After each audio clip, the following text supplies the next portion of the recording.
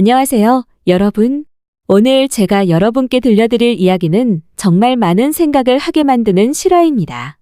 2003년 12월 24일 크리스마스 이브 28세 김민호 씨는 3개월 전 세상을 떠난 어머니의 유품을 정리하고 있었습니다. 그런데 옷장 깊숙한 곳에서 믿을 수 없는 통장 하나를 발견하게 됩니다. 매달 30만 원씩 꼬박꼬박 20년간 저금된 흔적. 총 7,200만 원이라는 거액이 적혀 있었죠. 그런데 여러분, 통장 명의는 민호의 이름이었습니다. 하지만 민호는 그런 통장을 만든 적이 없었어요. 여러분이라면 이런 상황에서 어떤 감정이 들 것 같나요? 댓글로 알려주세요. 오늘 이 이야기를 끝까지 듣고 나면 여러분도 당장 부모님께 전화하고 싶어질 거예요. 이런 감동적인 실화들을 더 보고 싶으시다면 구독과 좋아요 부탁드려요. 이야기는 2003년 겨울로 거슬러 올라갑니다. 김민호 씨는 평범한 회사원이었습니다. 28세. 아직 결혼도 하지 않은 채로 혼자 살고 있었죠. 3개월 전, 어머니 박순자 씨가 암으로 세상을 떠나셨습니다. 투병 기간은 길지 않았어요. 진단을 받고 불과 6개월 만의 일이었습니다. 어머니는 생전에 항상 이렇게 말씀하셨어요. 민호야, 돈 걱정은 하지 마라. 엄마가 다 알아서 한다. 하지만 민호는 솔직히 어머니를 완전히 이해하지 못했습니다.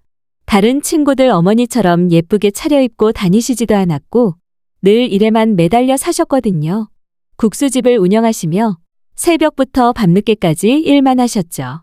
여러분은 부모님의 희생을 어릴 때 알아차렸나요? 아니면 나중에서야 깨달으셨나요? 그날 민호는 어머니의 방을 정리하고 있었습니다. 오래된 옷들, 낡은 가전제품들, 특별할 것 없는 평범한 물건들 뿐이었어요. 그런데 옷장 맨 밑에서 낡은 봉투 하나를 발견했습니다. 봉투 안에는 통장이 들어있었어요. 그런데 이 통장을 열어보는 순간 민호의 세상이 완전히 바뀌게 됩니다. 매월 25일, 정확히 30만 원씩 입금된 기록이 빼곡히 적혀 있었어요. 1983년 12월부터 2003년 9월까지 정확히 20년간요. 30만 원 12개월 20년 이꼬르 7,200만 원. 그런데 더 놀라운 건 통장 명의가 김민호, 바로 자신의 이름이었다는 겁니다. 민호는 그 자리에 주저앉았어요. 도대체 언제, 누가, 왜 이런 통장을 만든 걸까요? 여러분이라면 이 순간 가장 먼저 뭘 하실 것 같나요? 댓글로 알려주세요. 민호는 곰곰 생각해보기 시작했습니다. 1983년 자신이 중학교 2학년이던 해였어요. 그때 민호는 사춘기 한가운데 있었죠. 친구들 앞에서 멋있어 보이고 싶고 부모님이 다른 집보다 못해 보이는 게 부끄러웠어요. 특히나 어머니의 모습이 그랬습니다. 다른 친구들 어머니는 예쁘게 화장하고 깔끔하게 차려입고 학교에 오시는데 민호의 어머니는 늘 국수집 일로 바쁘셔서 수수하게 입고 다니셨거든요. 그리고 바로 그해 1983년 겨울 민호가 평생 후회하게 될 말을 하게 됩니다. 엄마, 나 친구들 앞에서 창피해. 왜 다른 엄마들처럼 예쁘게 차려입고 학교에 못 와? 그날 어머니는 아무 말씀도 하지 않으셨어요. 그냥 눈물만 조용히 흘리셨죠. 여러분도 어릴 때 부모님께 이런 상처되는 말을 한 적 있으신가요? 지금 생각해보면 얼마나 마음 아프실까요? 그 이후로 어머니는 학교에 오지 않으셨습니다. 졸업식에도, 고등학교 입학식에도, 심지어 민호가 대학에 합격했을 때조차도 한 번도 학교의 모습을 드러내지 않으셨어요. 당시 민호는 그냥 어머니가 삐져서 그런다고 생각했어요. 아, 엄마가 내 말에 삐져서 안 오시는구나 정도로만 여겼죠. 하지만 지금 이 통장을 보는 순간 모든 게 달라 보였습니다. 어쩌면 어머니는 정말로 자신 때문에 아들이 창피해할까봐 학교에 오지 않으신 건 아닐까? 그리고 그 대신 이런 식으로 아들을 위해 뭔가를 하고 계셨던 건 아닐까? 여러분, 1983년 30만 원이 얼마나 큰 돈인지 아시나요? 당시 짜장면 한 그릇이 200원이었어요. 30만 원이면 짜장면 1,500그릇을 먹을 수 있는 돈이었습니다.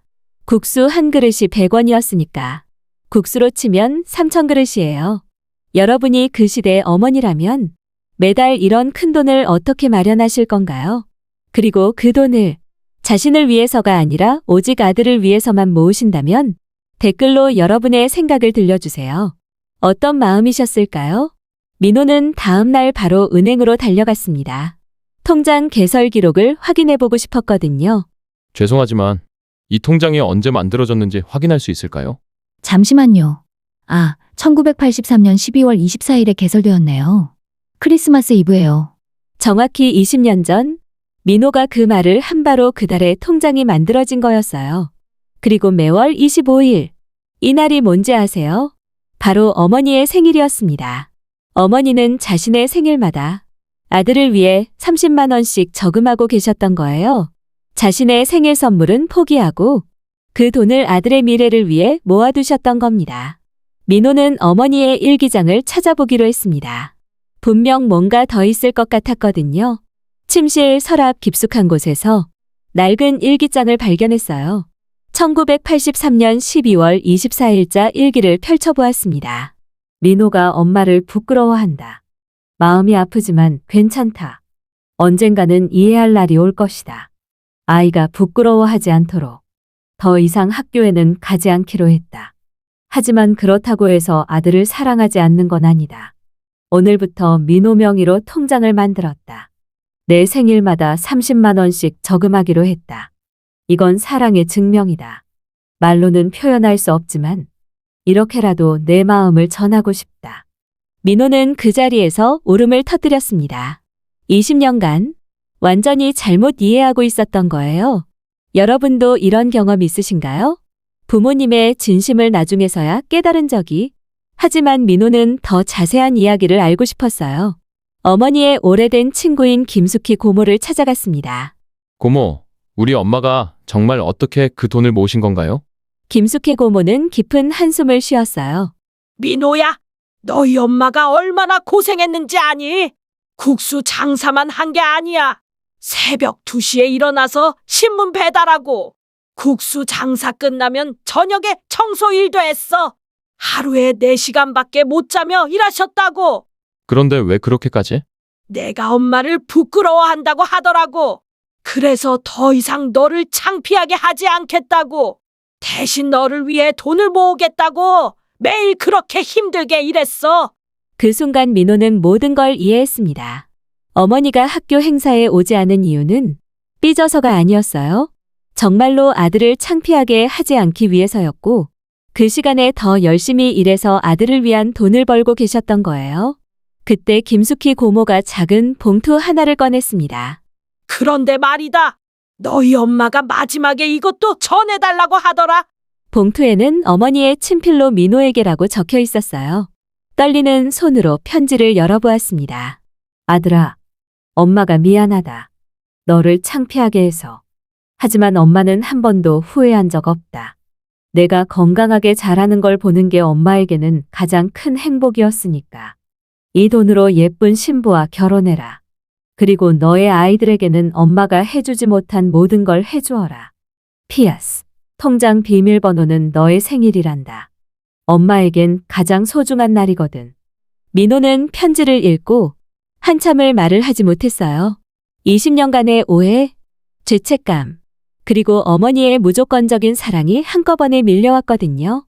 그런데 민호야, 너희 엄마가 마지막 3개월 동안 병원비 때문에 이 돈을 써야 할 뻔했어. 하지만 끝까지 손 떼지 않으셨어. 왜인지 알아? 민호는 고개를 저었습니다. 엄마가 그러더라고. 이 돈은 자신의 돈이 아니라 민호의 미래를 위한 돈이라고. 자신이 함부로 쓸 수 있는 돈이 아니라고. 그리고 너희 엄마가 병원에서 마지막으로 한 말이 뭔지 아니?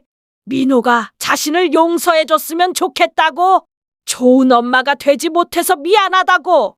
그 순간 민호는 깨달았습니다.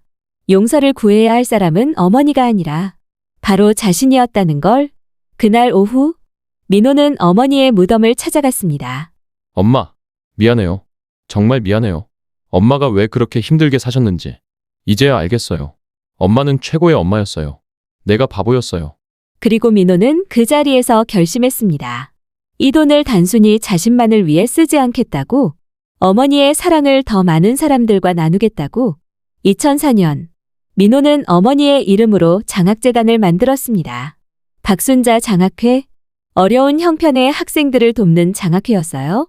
첫 해에는 20명의 학생들에게 장학금을 줄 수 있었습니다. 그리고 매년 그 숫자는 계속 늘어나고 있어요. 2023년, 민호는 이제 48세가 되었습니다. 두 아이의 아버지이기도 하죠. 그는 자신의 아이들에게 할머니 이야기를 자주 해줍니다.